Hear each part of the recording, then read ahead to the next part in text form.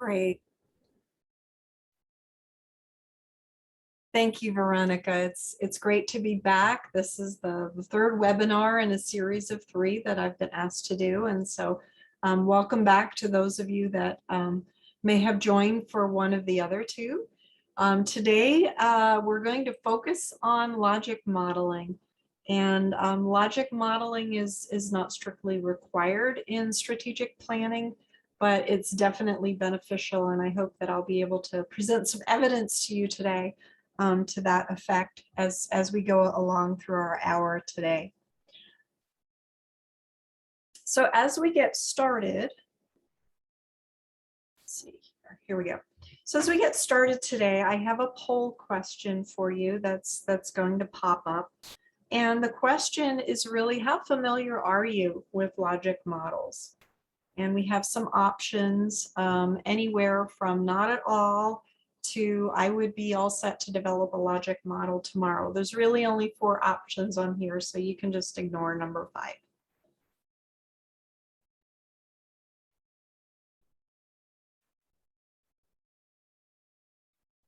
Are you all able to see the poll? Okay.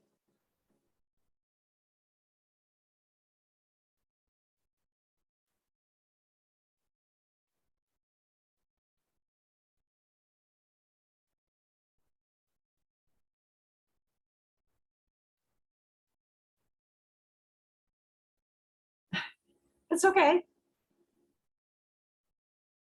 So it looks like we have about 90% participation. Okay. Great.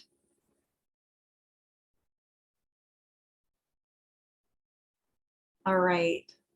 So if we have most folks that have had a chance to, oh, here it comes. Okay. All right. I wasn't seeing it. All right. So it's a pretty even spread here. Actually, that's good to know. With most folks somewhere in the 2 range, maybe know a little bit, but haven't tried it yet. Okay, and a few folks have tried it, and then others are ready to go. All right, good to know. All right, so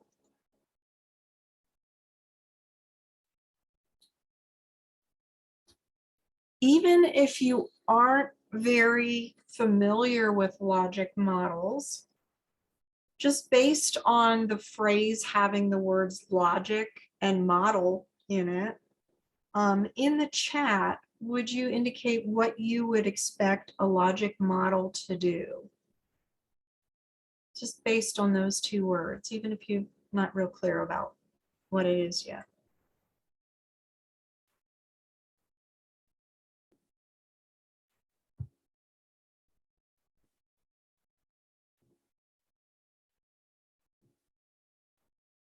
Okay. Systematic approach. Oh, I like that, Emma. That's a good, yeah. Yeah, an evaluation tool for what worked or did not work. Yes, connecting activities and strategies logically to goals and outcomes. Okay. These are really good ideas. Yes. You're all being very creative. I guess I was, yeah, roadmap. Yeah. I was leaning even more towards that we would have a model and that it would have some logic to it. And that's, you know, but that's the piece about being systematic that makes total sense. Okay, well, thank you everybody for sharing in the chat there. We'll continue to share in the chat as we go along, because I hope that keeps everybody engaged in what we're talking about. So our definition, by way of overview today, I would like us to look at a definition and some types of logic models. We're not going to do a lot of them because we really want to be able to focus on a few things and do it well in our time together. We'll take a look at reviewing the components of logic models as a precursor to the evaluation process. And we'll talk about a straightforward way to use one in planning. I'm going to share 2 logic model examples, and we'll also review SMART objectives, which can be useful in developing the outcomes for the logic model. We'll consider how the logic model connects with program evaluation, and I will offer a few next steps that your consortia, or you as the consortia leader, for those of you who are leaders on the call today, can consider after the webinar. And then I have some additional resources to URLs that may help you answer questions that you have. So that's our overview for today. So let's start with the definition idea. So the Kellogg Foundation published a guide to logic models back in 2004, and they described a logic model as a systematic and visual way to present and share your understanding of the relationships among the resources you have to operate your program, in this case, the consortium, the activities you plan, and the changes or results you hope to achieve. I think that's a pretty clear definition of what logic modeling involves. And I want to call your attention there to the word systematic, which we've talked about before in our previous webinars, and a visual way, because ultimately this is a diagram that we're creating, and it's sort of an at-a-glance thing. There are, of course, details in it, but it's basically a diagram that gives the big picture for where you're headed, and in this case, where you're headed with the strategic plan overall. So you'll have a diagram, and from there you can fill in the details. Right.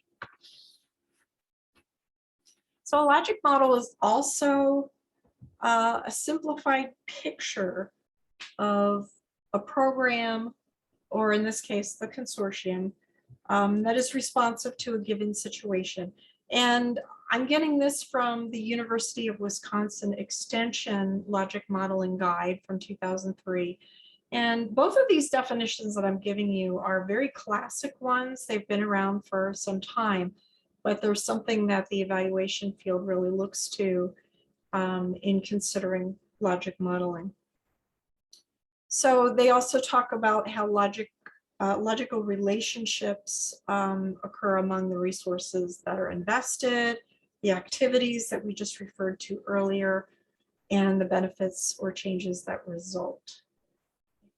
And really the logic model is the core of planning. And so it allows you to represent that as we go along.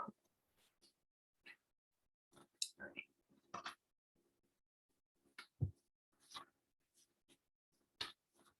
Now you may have heard of something called a theory of change. And the only reason that I'm bringing that up is that some people use those interchangeably, and they are not the same. So a logic model is not quite the same, even though people tend to use them that way. A theory of change is a depiction of how and why a desired change is expected to happen in a particular context, rather than the logic model itself explaining the logic behind the program and its results. So they have different emphases in what they're trying to have happen. So today we've got, as I said earlier, we've got many different types of logic models, but today I would like us to look at 3 of them as examples. We're going to start with Innovation Network Incorporated as a very simple, straightforward example, just to get the thought process out there. And then we're going to look at 2 adult education examples as we go along. But first, I want to call your attention to the diagram in the graphic here. And in the chat, if you would, as you look at this diagram, you probably notice that there's some arrows in there. So what do you notice about the direction of the arrows in the graphic?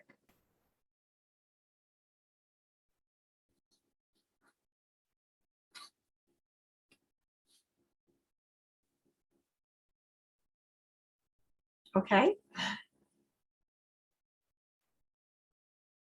Thank you, Mitch.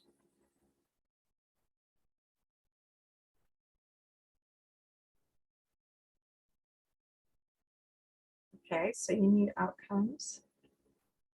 Yes, they're all pointing toward the outcomes. They do follow in a logical sequence. Okay. Yes, it's counterclockwise. It's kind of going in a circle, right? Yeah. Yes, cyclical.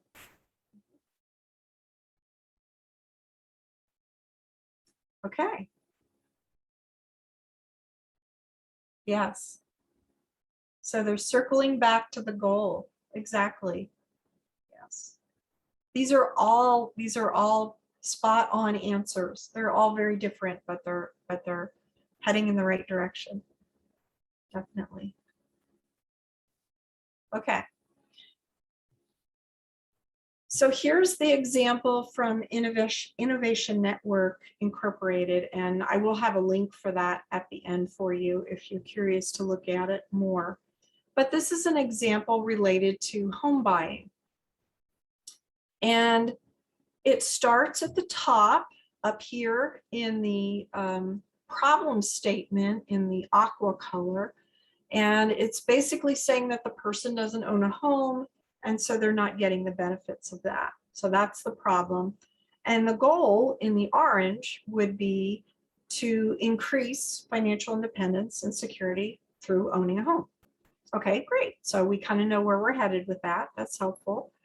From there, we continue down to the yellow boxes. And here they're talking about the rationales and assumptions related to home ownership and what that person expects might happen as a result. And from there, we go to some resources that the person is aware of. For example, they already know that they've got a steady income. They know about the neighborhoods where they might want to look for a house. They've identified a real estate agent and so forth. And they've actually dedicated 12 Wednesday evenings to go out and do some looking. So that's all the information under resources in the pink boxes there. Moving along further to the right in the activity groups, we see that the person has done some resource search. They've gone ahead and done some financial preparation to get ready, and they're looking for houses, and they're getting ready to make a purchase. As far as outputs go, they're getting everything organized. They're looking at those neighborhoods. They've actually done the 12 weekly Wednesday night sessions to go out and look at houses. And they've got the realtor ready to go, and they've now got an offer accepted. So those are some of the short-term outputs that are coming out of this whole process.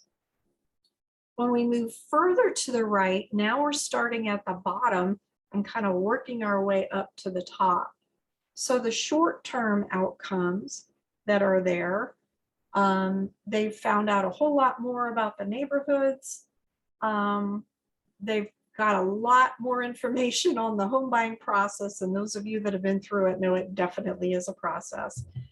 And they know a whole lot more about outcomes, or excuse me, options for housing that are out there.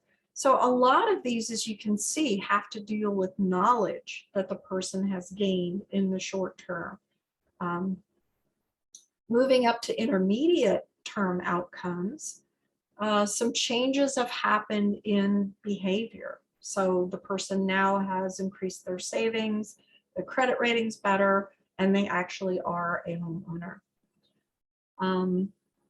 And then moving up even further, we end up at the long-term outcomes, where the person has greater financial security and wealth and so forth.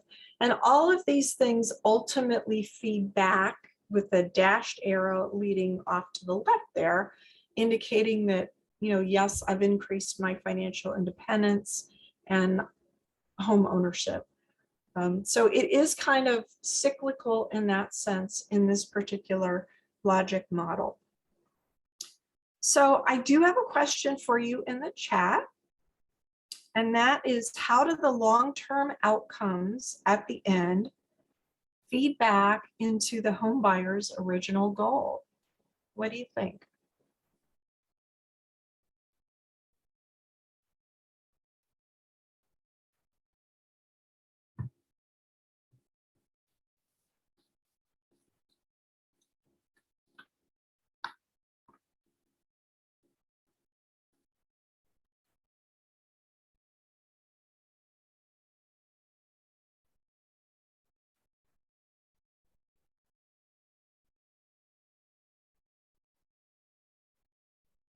Right. Okay. So they've increased their financial independence because they saved some money.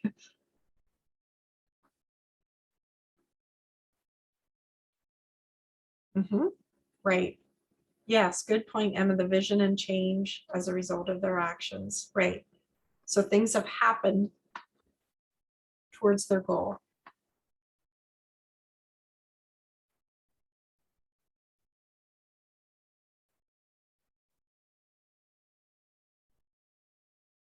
And Guillermo, it looks like you might have been trying to start something, but it didn't quite come through. Yes, increased wealth and net worth. Right, and that could presumably continue if the person decides to continue the home buying process later on or learning more about it. Definitely. Okay. Great, good ideas.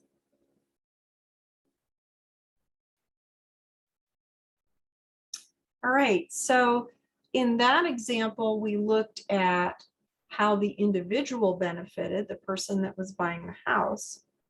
But if we extend that to the consortium, oh, thank you, Guillermo, for trying it again. Okay, so yes, the person accomplished their goal in a logical, yeah, they did. They went about it in a logical, systematic fashion and were able to accomplish their goal. Definitely. So if we look at it from the benefits that the consortium may experience, it's very likely that as a result of having a logic model, some folks who can use it will be not only the consortium members that are listed here, but program staff and administrators. Students may also benefit from this, even they may not see it, it may not be presented to them, although it could be, but they can definitely benefit from that systematic approach. And then also state staff, strategic planners, and even evaluators can benefit from just knowing how it's organized and structured in planning ahead. So it's all going to continue to be helpful.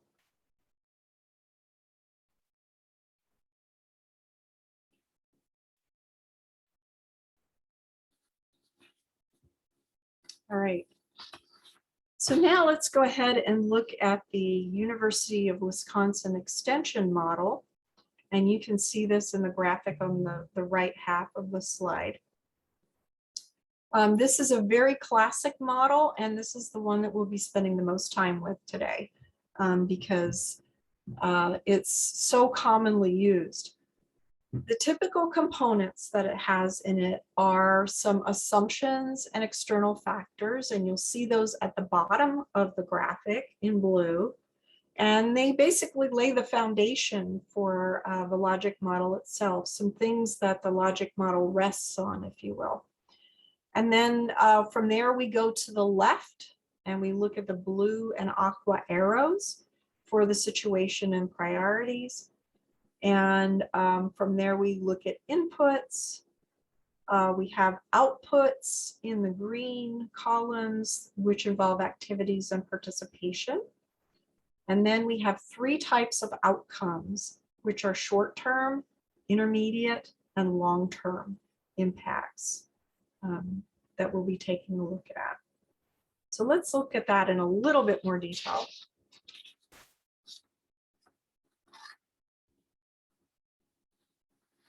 So we'll start with assumptions and external factors. So thinking in terms of strategic planning for the consortium, we would include here the assumptions about your consortium and any external factors that affect its work. So assumptions are ideas and beliefs that you believe as a consortium to be true, things that are happening internally. I think that's an important distinction to make between the two in defining them. So assumptions are internal, external factors are external, that will ultimately affect the outcomes in some way. So an example might be the starting condition of participants is considered to be X, whatever that looks like, whatever there is about the participants that we need to know. Or the program will have access to certain resources. That's important to know too. External factors are events, conditions, activities, or situations that are really beyond your control as a consortium, but that might support or impede the outcomes. So for example, the program might be a first effort in a community to do something. And it might be looking at a particular situation. Or there might be a policy that is really outside the consortium's control, but that policy can make a really big difference in ultimately what happens to the outcomes. And we'll be looking at some examples of that in just a little bit. So I have a chat question for you. What are some assumptions that you might make within your consortium? So that's this internal piece.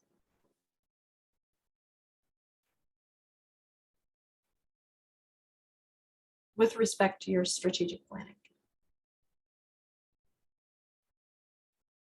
So some things that you know about the consortium that could ultimately affect outcomes.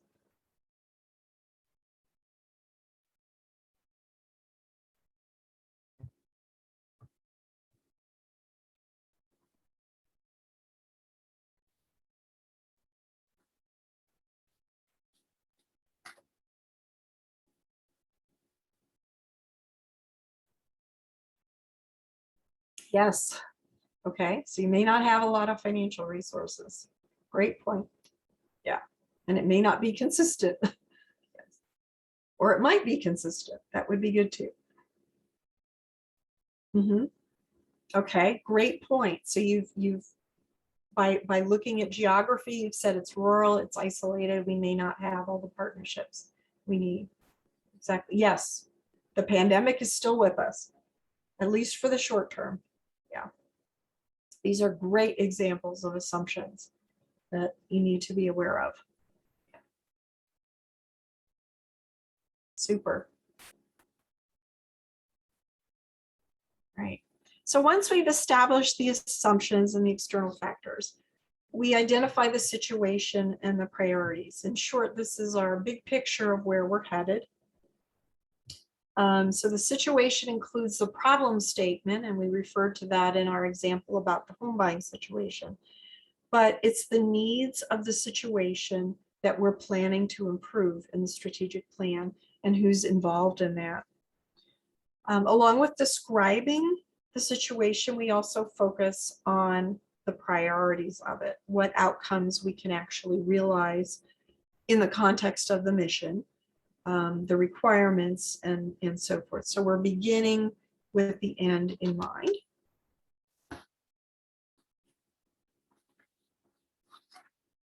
Then we go on to inputs and outputs. And inputs are what we have to put into the consortium to help it meet its goals and realize the outcomes. So if you look at the gold column there on the far left, it's what you're investing.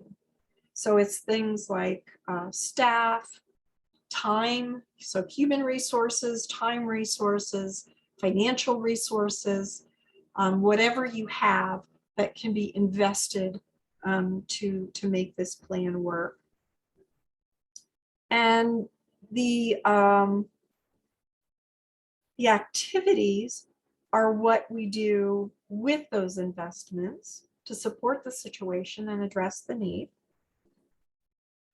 Participation is who we reach with the activities.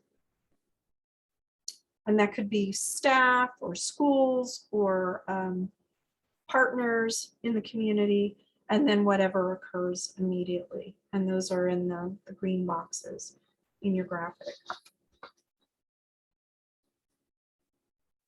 All right, and then moving on to outcomes, we have 3 columns here because we've got short term, intermediate term, or medium term, if you want to call it that, either way, and long term. So in the short term, we might consider what our participants have learned or gained. So if you recall the home buying example, that person gained some knowledge as a short term outcome. For intermediate outcomes, we look at actions that result from activities and participations, such as a change in behavior or a practice, or some type of shift in policy or decision within the consortium. So over the long term, we look at changes in conditions, whether social, economic, or otherwise. So there's some time differences, but there's also some other differences. So I have a chat question for you that's coming up here. So short-term, intermediate, long-term outcomes sound like they simply change across time, as I just pointed to.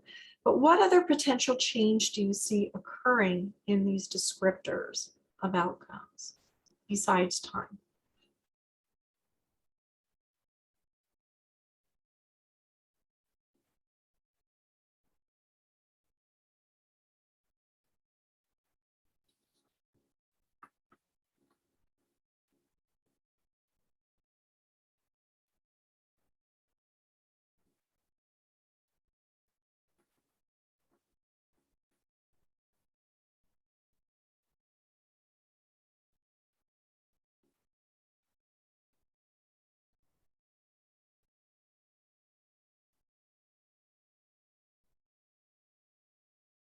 Yes, they're all part of the impact. That's true.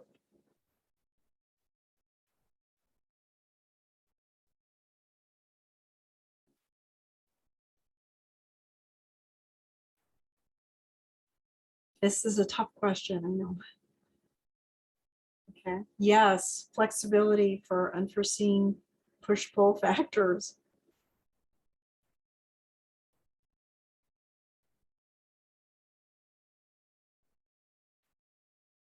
Yes. Right. And Kathy, I think you're making a really valid point here. The short term can lead to changes in the medium and then ultimately the long-term impact, right? Yes. And so as we get at those social, environmental, and economic conditions changes there,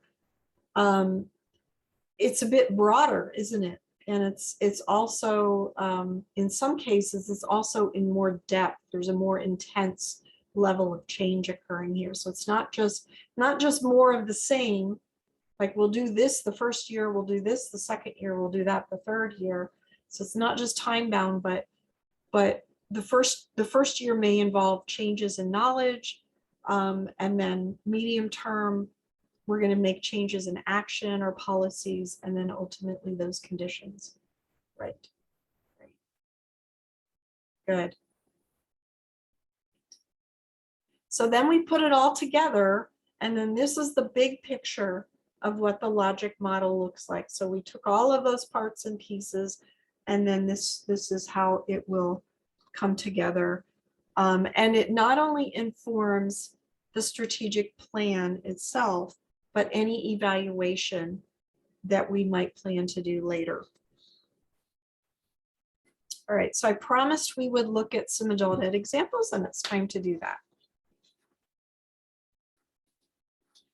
All right, I realize the print might be a little bit small here, but we'll take our way through it. So this particular one is an example from Riverside about Students Consortium for Adult Education. And it's from their 2019 strategic plan. which I imagine they're still working on it at this point. And they developed a logic model for a goal that they have to strengthen industry and community partnerships and short-term CTE programs. And so the focus here is on strengthening things within the context of career and technical education. So on the left, we have our inputs, and notice that below each of these descriptors, these column headers, they've talked specifically about what they're doing in each part. So that might be helpful to think through. So they've got their inputs. Obviously, their consortium members are an important resource. And they've got some information on what they're offering and projecting to offer in terms of courses. And then the information about the current industries as well. And then under their activities, they list their strategy. And they have 3 asterisks here that get at what they're proposing to do in the short term related to reviewing things and identifying gaps and so forth in order to start to meet this need. So that's what they've decided to accomplish. And the outputs, what they're expecting to get out of it immediately, is they'll end up with lists of the courses and certificates that they can do, that they currently have, and some things coming up as well. So they've thought through all of that. And then they have a short-term outcome, and it's looking at increasing short-term CTE and contextualized course enrollment consortium-wide by 5%, basically from 2019 to 2020, as measured by TOPS Pro data. So they've been able to be very specific in terms of what they think they'll gain in the short term. So that's an example that we can look at. I do have another chat question for you here. What do you notice about how the outputs in this section relate back to the activities? So we've got 3 outputs, and how does that relate back to the activities that they talked about?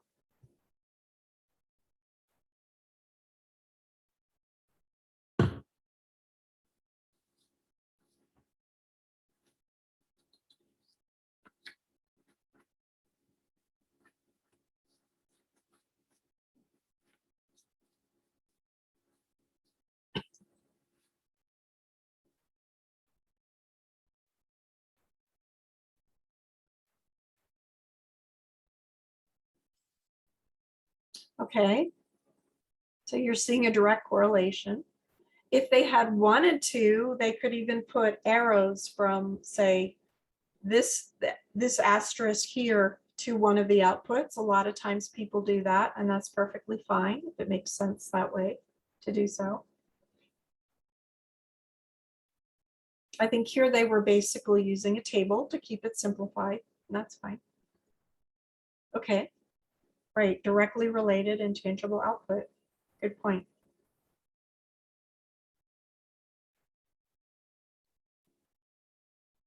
Okay, so those are some good insights as to what's going on. Okay, so part of the continuous improvement planning process, as many of you experienced very recently, is keeping objectives SMART.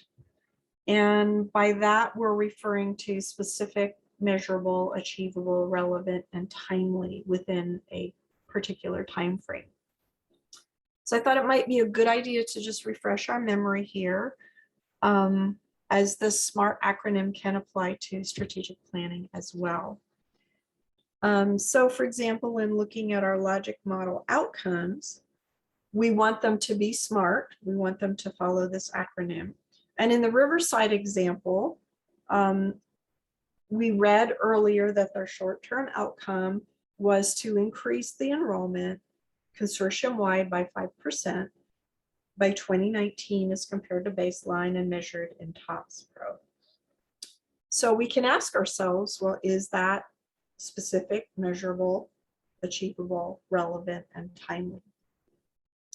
And we can use the SMART objectives to address the needs we've identified in the strategic planning process.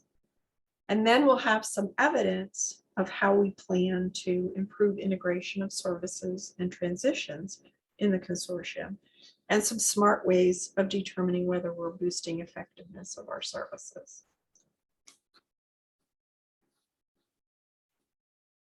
So I have another example here, and we're going to be looking at the full version of this in just a moment. That would be our second example. But imagine a situation where there's an intermediate outcome for an IET program with respect to employment. And this particular outcome says that more participants advance in jobs. So if we look at that, that's not really particularly smart. It's kind of vague, right? It's a great outcome, but it's a little bit tough to measure in terms of what's going on. So my question for you is, how smart is this revision that I've suggested here? And you can see it there in red and in quotes. But how smart is this revision to the intermediate outcome? And would you revise anything? Would you add anything here? Try to make a little bit more specific and measurable and so forth. So what do you all think?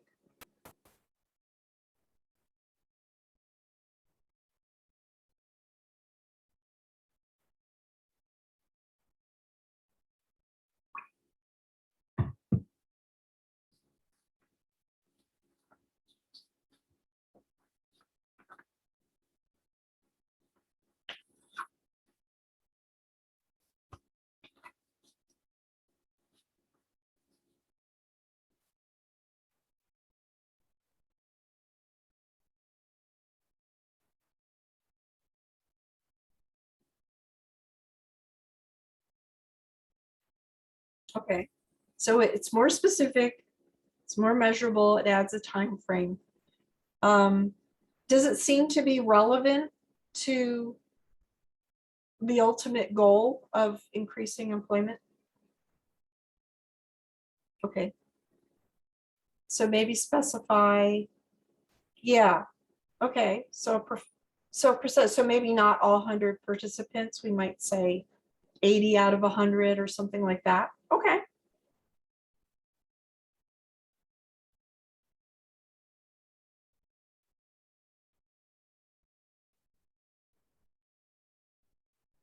Okay. Right, and we may not have direct control over who gets the job. I mean, that's something important to consider when you're coming up with this wording, because we're not the employer, we can't hire people, but we could say at least that they've got the certification that the employers require. Okay, Kathy would like to know more about how many companies actually need the welders. Okay, yeah, and again, that's outside of our control as well. All right, so these are good points, good things to think through. Right, which specific certificate they need, that's great too. So we can tweak this. We can, as we think this through, we can figure out how to make it as specific and as ready to go as possible. Great examples. All right. So I referred to this example in what we just looked at, but this is the second adult education example, and it's from the NRS website, and I'll have a link to that at the end here. The identified situation is that employment outcomes in IET programming are below an expected target. Okay, so here they've listed the problem statement. And they also have a goal. And the goal is in this case, is what the solution would be to the problem. And they're saying that they need to increase the number of hours participants attend so that they will obtain employment when they leave the program. So that's giving us a little bit more information than we had in the chat question that we just looked at. All right, so we've got some assumptions and external factors here.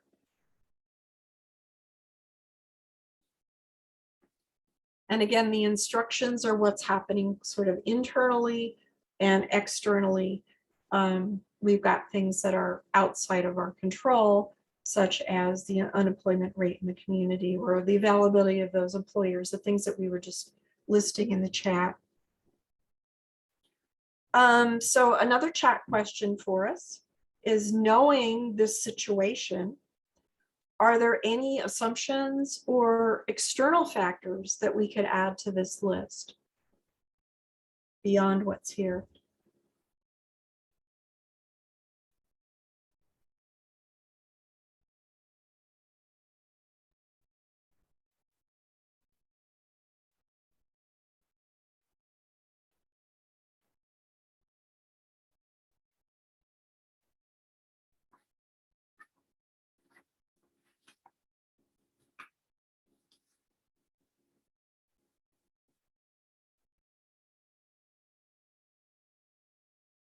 Thank you, Veronica, for putting that up.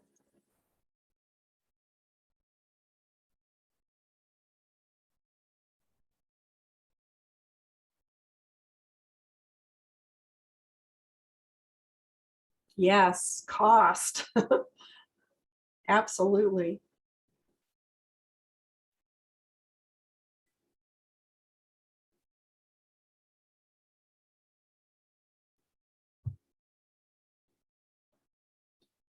Mhm. Persistence in the program, and I'm guessing that you mean the students being able to persist. And I don't know, is that a challenge? Or what would be the assumption about persistence that you would be making?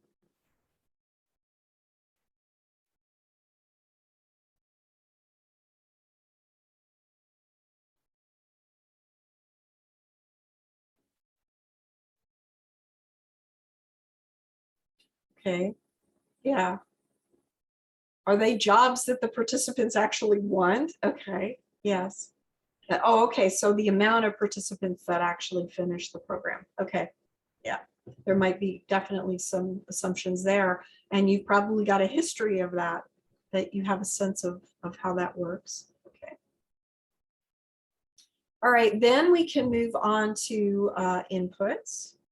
And you can see the inputs that are indicated there in this particular example. So we've got the funding.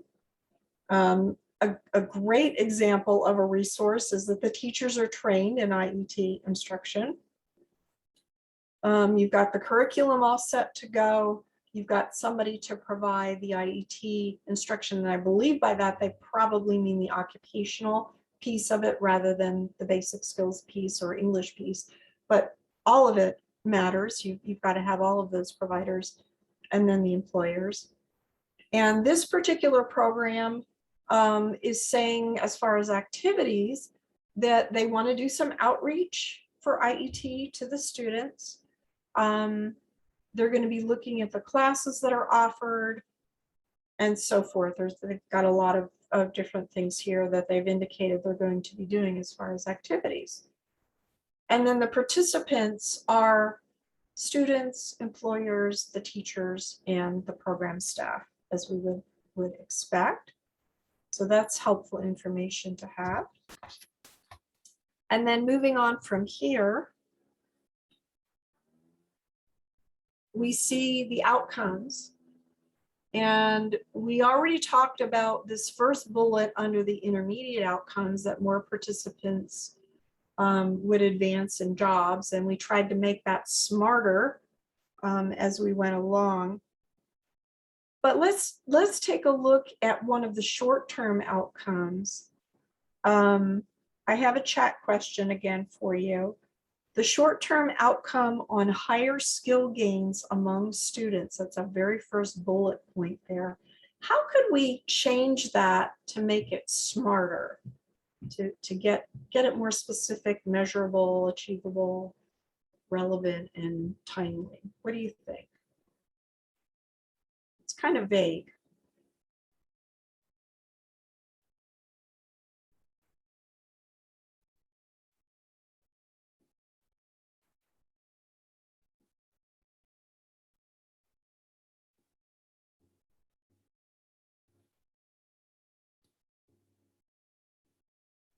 Okay.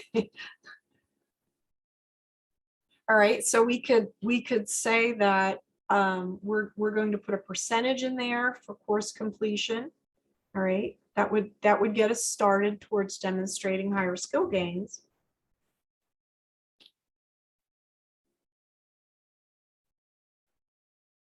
Okay, we could look at a specific type like the EL Civics and the connection with IET. That's a good example.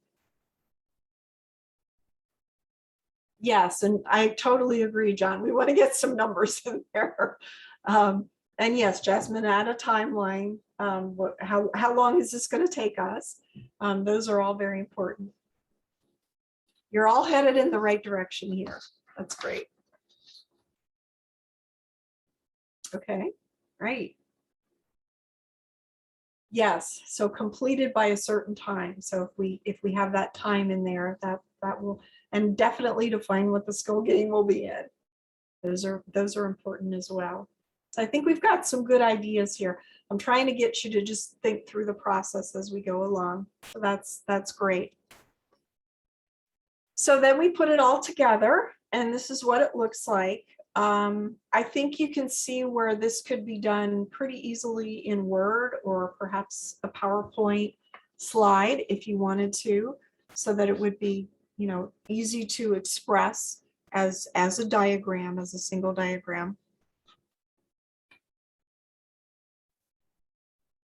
All right, so connecting the logic model with program evaluation. I think this is a point that I want to make before we get to our wrap up. The logic model is really the first step in evaluation. It helps determine when and what to evaluate so that evaluation resources are used effectively and efficiently. Through evaluation, we test and verify the reality of the program theory, how we believe the program will work. A logic model helps us focus on appropriate process and outcome measures. And that's coming from the University of Wisconsin Extension Guide from 2003. So if we went back to our example in slide 20, you know, we could see where the logic model is identifying the needs that we've come up with and kind of framing the evaluation, but it's also informing questions. So I'm going to take just a real quick look back to here, I believe. Yeah, so for example, under activities, we said that we were going to do some outreach to students. And of course, we have students as participants and most likely staff participating in that outreach effort. And so one of our evaluation questions then could be, to what extent did the outreach to students occur as planned? And who was involved in that implementation? In other words, how did it go? How did it work? What did it look like? Those are some questions that you could ask. You can ask at the end, which would be formative evaluation, or you could even say, you know, this is a 3-year process. So if this happened in the beginning, how did things go formatively as we were going along? And how did that look? Because it might inform what you do with the rest of the plan and say, oh, okay, we didn't quite get what we wanted to go. I saw in the chat earlier that somebody asked, or somebody said, we were on target and then the pandemic hit us. So we didn't quite get where we wanted to be. How could we regroup and then and then maybe do that from there. Emma, it looks like you have a question. I'm not sure if it's about this or if it's about where we were previously, but I'll pause there so that we It's can. actually about the slide where you were after this. Okay. I think it was that first bullet that I thought actually triggered something in my head. The next one, actually. This one? When Okay. yes, when you read that very top bullet where it says a logic model is the first step in evaluation. So in my head right now, looking at it through a director's lens, I'm a little, I think, confused. And I thought this is, I think, a good time to ask my question is, Sure. because you've used the term evaluation, and evaluation is kind of looking at the past of what worked, what didn't, so forth, the past event. And we're asked to write a 3-year for the next 3 years, which is a future forecast. So Right. looking at the example that you gave about the about students, is it that we create a logic model for something like they did with CTE and that you hold on to it in a sense for the 3-year period? And so now that they're reviewing or going into a new 3-year phase, that you look back at it to see if those things were done? Is it that you're using it both as looking towards the past of evaluation, but using it as a future forecasting model as well? It could be both. I would think I was more forward looking more at the future piece of your question, so that if we said, well, this is what we're proposing to do. And so if we plan an evaluation either part of the way through the strategic plan or at the end to say, well, gee, did it work? Because presumably there'll be a next 3-year cycle. I don't want to get anybody freaked out, but looking ahead to the next 3-year cycle, what do we still need to do? And did what we did last time work? You could even go back to your 2019 to 22 strategic plan and say, if these things are related that we want to work on coming up, did it work? Were we able to figure out, how it worked, and was it successful, and did we get the outcomes that we expected? And now how does that inform what we're planning for 23, 24, and so on? So then would you say that taking the evaluation component of it, but also using it as a forecast model and the gap in the middle, still Right. kind of the areas that need attention? Yes. I think you Okay. can do it that way too. Yeah. Okay, I just wanted clarity on the words. At the end. Yeah, it does not have to be at the end. It can be, and it often is, but you can evaluate as you go along. And that's actually a wise thing to do. Okay, So, thank you. right. Yes, so Wendy's saying, and isn't evaluation something we do all the time as part of continuous quality improvement? And ideally, yes. But yeah, and I realize that depends on resources as well. So I'm really glad you brought this up, because that might have been something that was rolling around in other people's minds. Great. All right, so let's go to our wrap up here. All right. So some next steps that you can consider. So first is selecting a template for the logic model and the elements that will work for your consortium. And I know some of the wording has been slightly different, but the elements are basically there. So, so some advice from the NRS website is identify a topic or problem you want to address and the goal you have for solving it. Think through your assumptions and also those external factors to the extent that you can. And then determine the short-term, intermediate, and long-term outcomes that you want to achieve. And again, we want to keep that as measurable as possible. We definitely want to take a little bit of time to just think about those inputs and outputs that are needed to get to the outcomes and to reach the goal. And again, we want to keep those smart. And then review the logic model that you think might work in terms of this evaluation process that we were just talking about, to ensure that the relationships look clear to you. There might be some gaps in resources, or you might come up with some additional activities that you hadn't thought of before.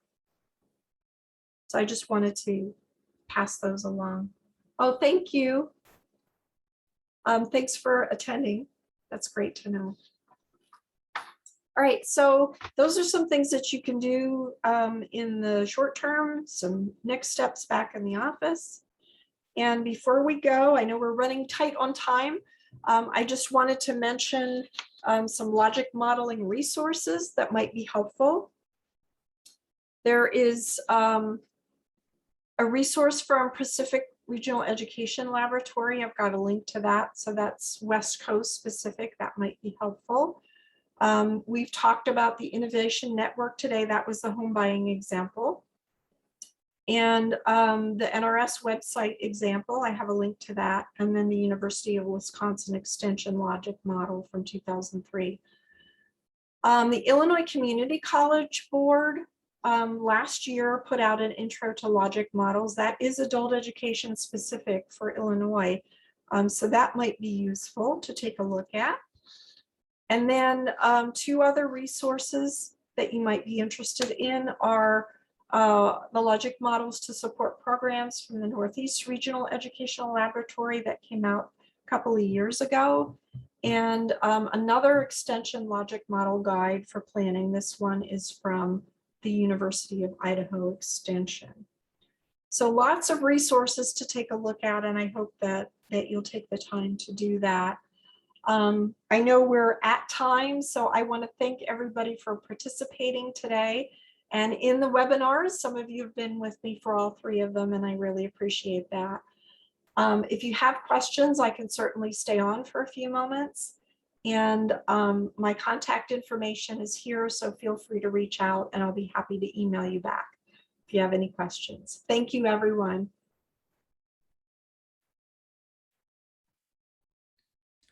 Thank you, Margaret. We have some thank yous coming through, and we do have time for questions. So if anyone does have any questions, please either unmute yourself or you can type them in the chat. Not seeing any as of yet, but if anyone has any, definitely feel free to type them in the chat or unmute yourself. And while we're waiting for that, again, thank you all very much for participating in today's webinar. And thank you, Margaret, for joining us for this webinar series. Thank you for answering the call for 3 webinars. We definitely appreciate your time and your expertise and knowledge in putting these webinars together. So definitely appreciate you in that manner. And thank you all for attending. We have been hosting these webinars for, I believe it's a little over a month now. And then we have one next week on the 3-year plan in Nova, and that's just a demo of what it will look like, although it will not become live until early next year, early 2022, because it's going to coincide with the CFAD, but more to come on that. So if you have not registered for that particular webinar, definitely take the opportunity to register now. That'll be next Wednesday, October 6th at 12:00 p.m. We have also posted a link to the evaluation in the chat. Definitely take an opportunity to complete that evaluation to let Margaret know what you thought about this session today, as well as indicate if there are any additional areas that we should be exploring when it comes to PD around the 3-year plan. Mandalee has also posted a link to register for the summit. The summit is approaching. It's in a little under a month, and registration is coming in. We are close to 500 registered, so we are super excited about that. Of course, all are welcome. It's free this year. We have 60 breakout sessions with a plenary address, an opening session. The CAP update is independent of any other session, so the CAP update will not be competing with other sessions. So there's a lot of greatness to come from the summit. So if you haven't registered, definitely take the opportunity to register. I'm not seeing any questions, so we will go ahead and close out. Be on the lookout for an email regarding all of the resources that we have been putting out for the 3-year plan. It will be in a Google folder, so everyone will have access to those resources. And again, I'm not seeing any questions. So without any questions or anything, we'll go ahead and close. Margaret, do you have something to say? I was just going to say, I'm looking forward to seeing how these strategic plans come out next year. I know it's going to be a little while, but I'll be really excited to see what happens and what people put together. It's going to be an adventure, right? So thanks for letting me be a little part of it. Great, great. Well, thank you all very much for your time and your participation. And we hope everyone has a great afternoon and rest of the week. Bye, Right. everyone. Bye.